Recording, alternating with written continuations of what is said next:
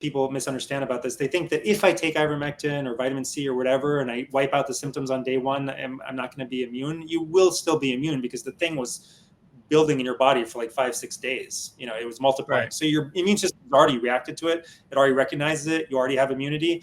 So if you want to just skip the illness, that's fine. I would say personally, if you can put up with it, it's actually better to get sick once in a while, maybe once a year, maybe once every couple of years, to just get rid of some of the weaker cells in your body.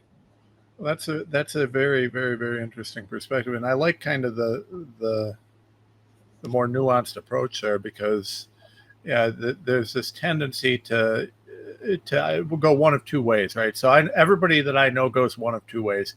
They're either the person who, as soon as they're sick, they need 100 different medicines, and whatever we got to do to cure it, and they're a walking pharmacy.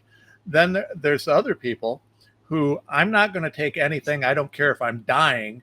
We're just we're gonna push through this, and it's like they're 2-3 weeks in and they're half dead, and it's like no, I'm not taking anything. And I think there's probably a balance to be struck there.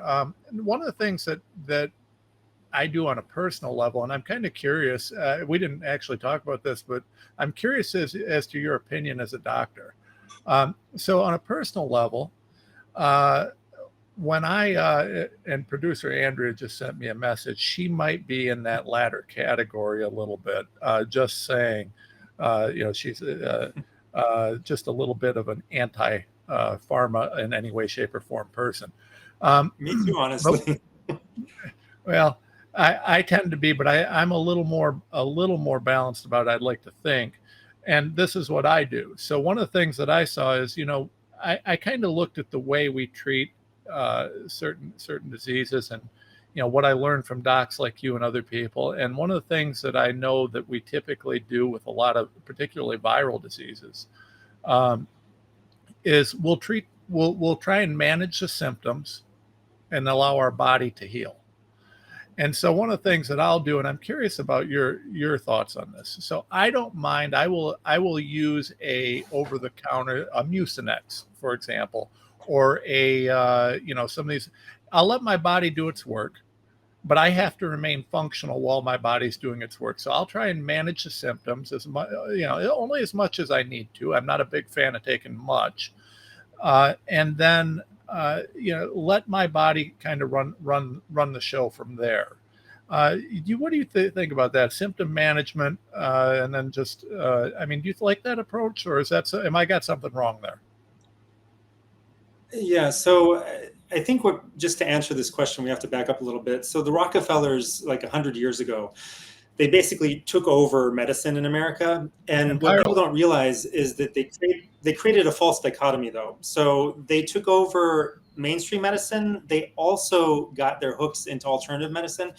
And so the reason I say false dichotomy is that their underlying perspective on the body is essentially the same. And it's this, that the body is doing something wrong when it's sick. Okay, you're sick and your body is responding in a way that's broken and it's wrong, and we need to fix it either with pharmacy or with vitamins, right? So on one hand, you have mainstream medicine, they fix it with pharmaceuticals, and on the other hand, you have like 99% of alternative medicine, they fix it with like a functional approach, and they'll say, oh, this hormone's high, this hormone's low. We're going to give you more of the hormone that's high, that's low, and we're going to try to depress the hormone that's high, and this is up and that's down, and we're going to give you iron because your hemoglobin's low and this and that, right? You're right. Turning all these dials.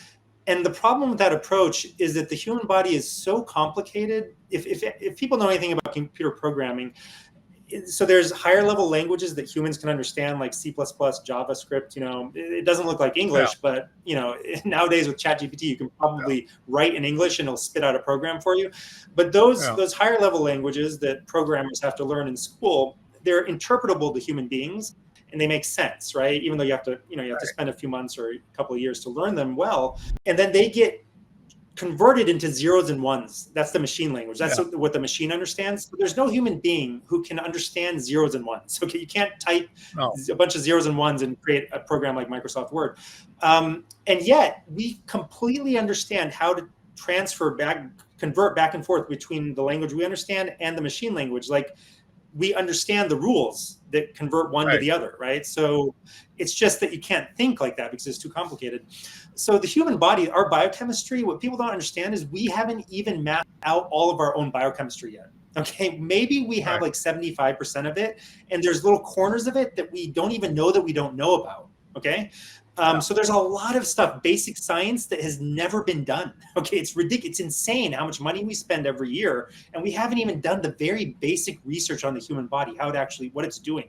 And then you take that, it's compounded by the fact that there are thousands of bacteria, viruses, parasites, fungi, mold, all kinds of things living in your body and contributing to your body. Okay, they're not there attacking you, they're actually helping you. They're like creating hormones for you, they're activating hormones, they're creating thyroid hormone, they're creating vitamin D. I mean, they're doing a lot of stuff that you may not even be able to do yourself, right? So all of their biochemistries and are interacting with your biochemistries. And so it's an incredibly complicated system that no one understands. No computer understands it. You can't model it. It's unmodelable, okay, with the technology we have. So you take that and you think that you know what you're doing. You're like, oh, the iron's low. And what I'm going to say is that maybe we should trust that the body's doing something for a reason. It's doing something with a very good reason.